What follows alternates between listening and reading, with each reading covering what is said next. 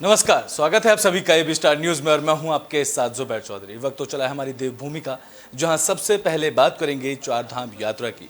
बता दें कि चार धाम यात्रा को लेकर प्रदूषण कंट्रोल बोर्ड ने कमर कस ली है, जहां प्रदूषण कंट्रोल बोर्ड के मुख्य सचिव ने बैठक ली है।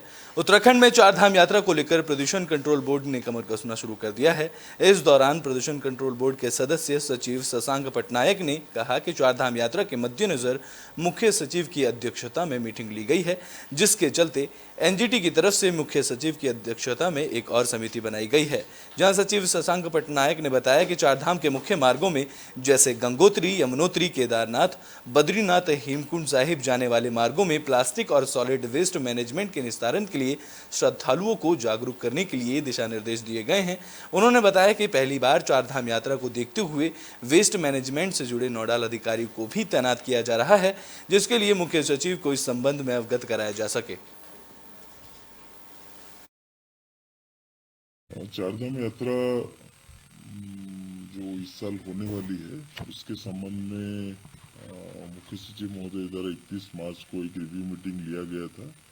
इनफैक्ट ऑनरेबल एनजीटी द्वारा एक मुख्य सचिव महोदय की अध्यक्षता में राज्य स्तरीय समिति बनाई गई है, जो कि चारधाम के जो मुख्य ट्रैक रूट है यमुनोत्री, केदारनाथ, गंगोत्री, गोमुख और हेमकुंड साहिब को जाने वाले ट्रैक रूट में प्लास्टिक और सॉलिड वेस्ट मैनेजमेंट और घोड़े खच्चरों से जो बायो वेस्ट जनरेट होती है उसके निस्तारण, और जो पर्यटक वहाँ पर आ रहे हैं उनको, पर्यटक और जो श्रद्धालु आ रहे हैं इन ट्रैक रूटों में, उनको अवेयरनेस जनरेट करने के लिए समुचित कार्रवाई हेतु दिशा निर्देश निर्गत की गई है। इसमें चारधाम और इस चारधाम की जो ट्रैक रूट में जो मुख्य बिंदु उभर के आई है और माननीय मुख्य सचिव द्वारा हमें निर्देशित किया गया है, वो ये है कि जो व्हीकल्स को किस तरह से लिमिट किया जाए और जो घोड़े खच्चर हैं उनसे जो जनित वेस्ट है उसके डिस्पोजल कैसे किया जाए। तो बुलेटिन में बात कर लेते हैं उत्तराखंड कांग्रेस में चल रही गुटबाजी की, जिसको लेकर केंद्रीय नेतृत्व में कांग्रेस के वरिष्ठ नेता पीएल पुनिया को उत्तराखंड भेजा। इस दौरान पीएल पुनिया ने कांग्रेस के वरिष्ठ नेताओं से मुलाकात की। उत्तराखंड कांग्रेस में चल रही आपसी गुटबाजी और बड़े नेताओं में एक दूसरे के खिलाफ बयानबाजी को खत्म करने के लिए केंद्रीय नेतृत्व ने कांग्रेस ने वरिष्ठ नेता पीएल पुनिया को देहरादून भेजा है। इस दौरान पीएल पुनिया ने कांग्रेस के 40 वरिष्ठ नेताओं से मुलाकात कर सभी से कांग्रेस को मजबूत करने की बात कही है। तो वहीं कांग्रेस प्रदेश अध्यक्ष करण माहरा ने कहा है पार्टी के वरिष्ठ नेता पीएल पुनिया ने उत्तराखंड कांग्रेस के तमाम नेताओं से मुलाकात की और उत्तराखंड के हालातों को लेकर चर्चा की गई है। उन्होंने कहा कि महत्वपूर्ण विषय को लेकर इस दौरान पीएल पुनिया ने गिनाया जिसको लेकर कांग्रेस सरकार हमलावर है। तो वहीं कांग्रेस अध्यक्ष ने कहा कि बड़े नेताओं के बयानबाजी से कार्यकर्ताओं का मनोबल कमजोर हो रहा था। ऐसे में पीएल पुनिया ने सभी नेताओं से बातचीत की है और सभी को एकजुट होकर कांग्रेस को मजबूत करने की बात कही गई है। देखिए, कल वो आ गए थे और कल वो करीब 40 सीनियर्स से मिले हैं और उत्तराखंड के आज के हालात पे चर्चा करने के लिए वो आए हैं। चाहे वो अंकिता भंडारी मर्डर केस में बीजेपी का मिसहैंडलिंग हो, चाहे वो 80 करोड़ हिंदू की आस्था का केंद्र जो जोशीमठ है उसके संग जो व्यवहार हुआ है वो हो, हमारे नेताओं से जो पार्टी के अंदरूनी विषय हैं उन सब पे वो चर्चा कर रहे हैं और कल वो यहाँ से निकलेंगे और हाईकमान को अपनी रिपोर्ट। तो उत्तराखंड में कांग्रेस के प्रदेश अध्यक्ष करण माहरा ने अतीक अहमद हत्याकांड को लेकर बड़ा बयान दिया है। बता दें कि अतीक अहमद हत्याकांड को लेकर उत्तराखंड कांग्रेस के प्रदेश अध्यक्ष करण माहरा ने बीजेपी सरकार पर हमला बोला। इस दौरान उन्होंने कहा कि यूपी सरकार को कोर्ट पर कोई भरोसा नहीं है। साथ ही उन्होंने कहा कि यूपी में जंगल राज कायम है, जहां अतीक अहमद एक बड़ा अपराधी था लेकिन उसको कोर्ट सजा देता। करण माहरा ने आगे कहा कि पुलिस अभिरक्षा में अतीक अहमद और उसके भाई की हत्या की जाती है और रात में अतीक अहमद को मेडिकल के लिए ले जाना अपने आप में एक संदेह पैदा करता है। देखिए, इस बात से कोई इनकार नहीं करता कि अतीक अहमद एक अपराधी था और बड़ा अपराधी था। और उसको सजा मिलनी चाहिए थी, लेकिन सजा उसको कानून के हिसाब से मिलनी चाहिए थी। हिंदुस्तान में कानून है, संविधान है और कोर्ट्स हैं, और कोर्ट सजा देती है। हमारे यहाँ उम्र कैद से लेके फांसी तक की बड़ी से बड़ी सजाएं हमारे यहाँ है। और अतीक अहमद को क्या सजा देनी थी ये कोर्ट के जज ने तय करना था, लेकिन जिस तरीके से उसके 19 साल के बेटे को, जो लॉ का स्टूडेंट था फर्स्ट ईयर का, जिस पर एक भी आपराधिक मुकदमा दर्ज नहीं था, उसका एनकाउंटर करना, उसके बाद पुलिस अभिरक्षा में 17 पुलिस वालों के बीच में रहते हुए भी उसकी हत्या कर देना और रात को उसको मेडिकल के लिए ले जाना, ये सब अपने आप में शंका पैदा करता है। ऐसा लगता है कि भारतीय जनता पार्टी के शासन में जंगल राज इस देश में बस गया है और सरकार को कानून पर भरोसा नहीं है। अगर सरकार को कानून पर भरोसा था तो इस तरीके की हत्या नहीं होनी चाहिए। हत्या के बाद तो ब्रिटेन में बात केदारनाथ की, जहां ड्रीम प्रोजेक्ट के चलते भोपाल भवन को जमींदोज किया गया है। इस दौरान स्वामी सौरभ शुक्ला ने इस बात की जानकारी दी है। बता दें कि केदारनाथ में साल 2013 आपदा के दौरान केदारनाथपुरी में स्थित दर्जनों मकान जमींदोज हो गए थे, लेकिन केदारनाथ स्थित भोपाल भवन को उस दौरान कोई नुकसान नहीं हुआ था। जहां केदारनाथ आपदा का गवाह रहे भोपाल भवन अब इतिहास के पन्नों में सिमट जाएगा। इसका कारण केदारनाथ में निर्माणाधीन मास्टर प्लान योजना है। इस बारे में भोपाल भवन के स्वामी सौरभ शुक्ला ने भावुक होते हुए जानकारी दी कि 2013 में जब केदारनाथ में भीषण आपदा आई थी, तब दर्जनों मकान, लॉज और दुकानें आपदा की भेंट चढ़ गई थी, लेकिन उनका भोपाल भवन यथायथ खड़ा रहा था। लेकिन पीएम मोदी के केदारपुरी के विकासीय ड्रीम प्रोजेक्ट के चलते उसे पूरे तरह से जमींदोज कर दिया गया है, जहां एग्रीमेंट के मुताबिक अब नए रूप से भोपाल भवन को बनाया जाएगा। एकमात्र भवन भोपाल भवन, जिसने सरकार का 2013 की आपदा में पूरा अपना सहयोग दिया और यहीं से शासन प्रशासन की व्यवस्थाएं सुचारू रूप से चली और वही आज मास्टर प्लान के अनुबंध में इसको तोड़ा जा रहा है और जिसके क्रमानुसार इसको 2 वर्ष के अवधि में बनाकर यहीं पर दिया जाएगा। तो ब्रिटेन में बात तो श्रीनगर की कर लेते हैं, जहां कर्णप्रयाग निर्माण विभाग में काम आ रहे ट्रकों को ग्रामीणों ने रोक दिया। ऋषिकेश कर्णप्रयाग रेल मार्ग के निर्माण विवाद थमने का नाम नहीं ले रहा है। बता दें कि बिलकेदार खंदूखाल जनासू मोटर मार्ग की खस्ताहाल स्थिति से नाराज लोगों ने ऋषिकेश कर्णप्रयाग रेल परियोजना के ट्रकों को रोक दिया, जहां आक्रोशित लोगों ने मार्ग से गुजर रहे बड़े विधायक राजकुमार पौड़ी के वाहन को भी रोका। इस दौरान लोगों ने आरोप लगाया कि परियोजना निर्माण में लगे वाहनों के कारण पूरा मार्ग गड्ढों में तब्दील हो चुका है। बता दें कि लोगों ने सड़क पर बने गड्ढों को भरने के लिए नियमित पानी के छिड़काव की मांग को लेकर परियोजना निर्माण में लगी कम वाहनों को प्रदर्शन के दौरान रोक दिया। तो वहीं मार्ग से गुजर रहे पौड़ी के विधायक राजकुमार पौड़ी ने उन ग्रामीणों की समस्याएं सुनी और इस दौरान उनको हल करने का आश्वासन भी दिया, जिसके बाद कार्यदायी संस्था के अधिकारियों के आश्वासन के बाद लोगों ने ट्रक जाने दिए। इस दौरान लोगों ने कहा कि समस्या के समाधान के लिए वे कई बार आंदोलन कर चुके हैं, लेकिन समस्या जस की तस बनी हुई है। जाम की सूचना पर पहुंचे एसडीएम अजय वीर सिंह और पुलिस क्षेत्र अधिकारी श्यामदत्त नौटियाल को भी लोगों ने समस्याओं के बारे में जागरूक कराया। इस दौरान एसडीएम ने ग्रामीणों से वार्ता कर मामला शांत कराया और परियोजनाओं के अधिकारियों को फटकार लगाई।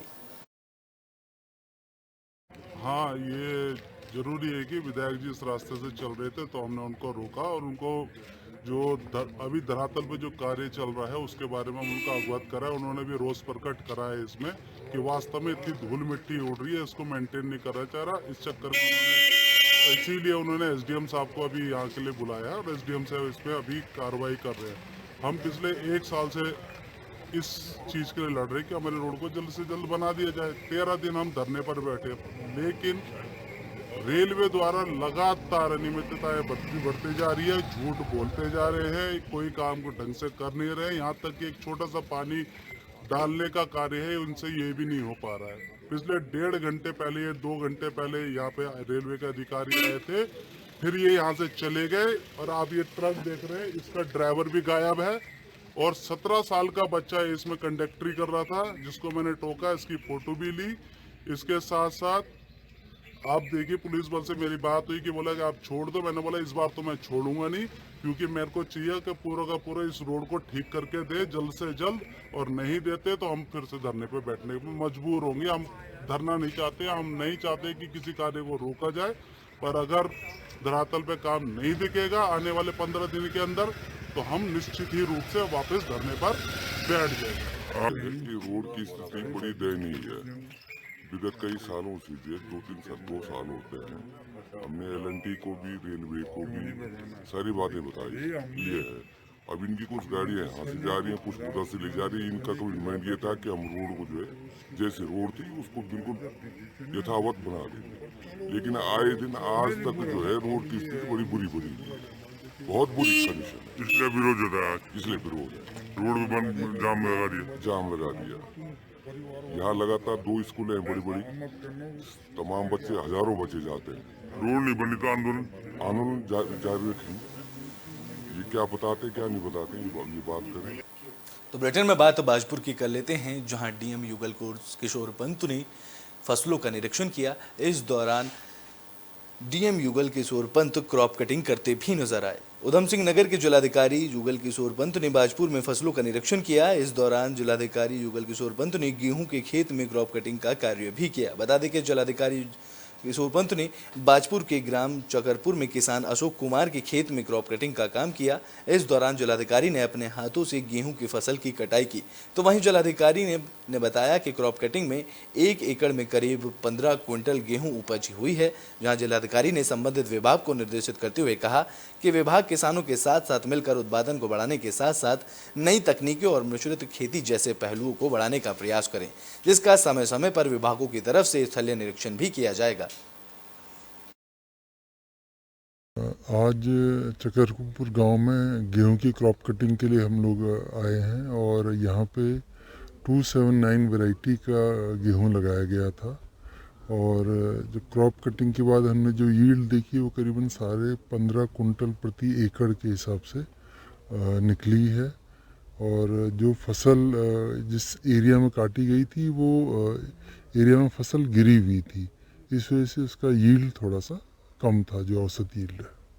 तो ऐसे में अभी जो हाल की बारिश हुई थी उसके बाद सर्वे कराया गया था। सर्वे के बाद रिपोर्ट गवर्नमेंट को भेजी है। और जो आपदा के मानक हैं, तो जितने क्षेत्र आपदा के मानक में आएंगे उनको आपदा राहत कोष के तहत जो मदद है वो उपलब्ध कराई। तो ब्रिटेन में बात उत्तरकाशी की कर लेते हैं, जहां उत्तरकाशी से गंगोत्री धाम तक बदहाल सड़क को लेकर ग्रामीणों में आक्रोश देखने को मिला है।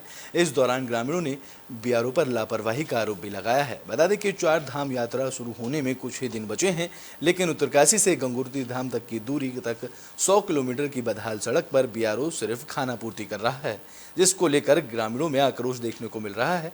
बता दें कि बीआरओ की तरफ से गंगोरी वैली ब्रिज का मरम्मत कार्य किया जा रहा है। यहाँ सड़कों पर गड्ढों में मिट्टी भरने का काम बीआरओ की तरफ से किया जा रहा है। तो वहीं बीआरओ के इस काम करने पर सवालिया निशान खड़े हो रहे हैं, जिसको लेकर ग्रामीणों में गुस्सा देखने को मिल रहा है, जिसको लेकर उच्च अधिकारियों को भी बयान देने से बचते नजर आ रहे हैं। इस दौरान स्थानीय लोगों ने बीआरओ पर लापरवाही का आरोप लगाया है। तो वहीं जल्द से जल्द बदहाल सड़क पर मरम्मत करने का मांग की है।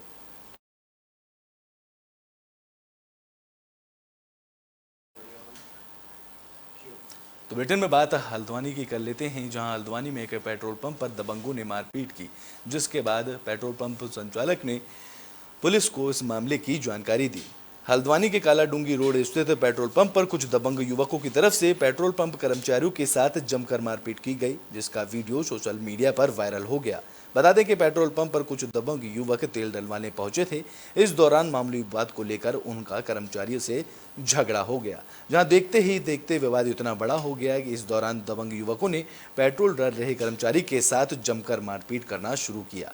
मारपीट का वीडियो वायरल होने लगा, जिसके बाद वायरल हुए वीडियो में साफ देखा जा सकता है कि दबंग युवक पेट्रोल पंप कर्मचारियों को जमीन पर गिराकर मारपीट करते ही नजर आ रहे हैं। बता दें, एक घटना कुसुमखेड़ा के पास अब्दुल्ला पेट्रोल पंप की बताई जा रही है। तो वहीं इस पूरे मामले में पेट्रोल पंप संचालक की तरफ से थाने में तहरीर दी गई है, जिसके बाद मौके पर पहुंची पुलिस ने इस पूरे मामले की जांच शुरू की।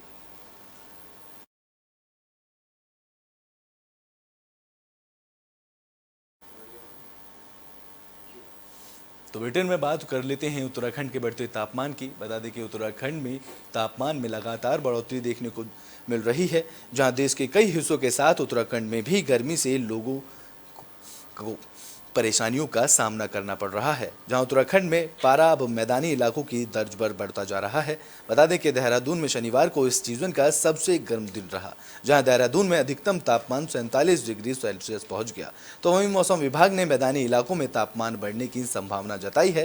साथ ही मौसम विभाग की तरफ से 18 अप्रैल को पर्वतीय क्षेत्रों में और 19 अप्रैल को उत्तराखंड के सभी जिलों में हल्की बारिश होने की भी संभावना जताई गई है।